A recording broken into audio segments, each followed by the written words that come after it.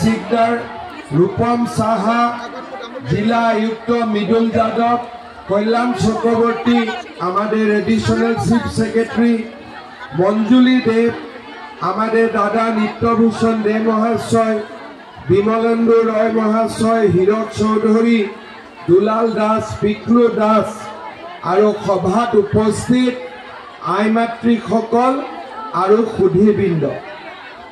আজি आमी इयाते गोट खाइছো महिला उद्यमिता आँचनिर रूपायনৰ কাৰণে।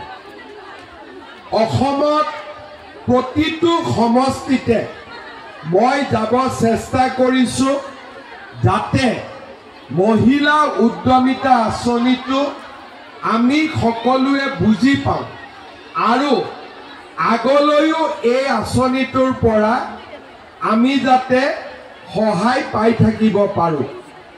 আজি আমাৰ শিলচৰ বিধানসভা সমষ্টিৰ গাঁও আৰু চহৰ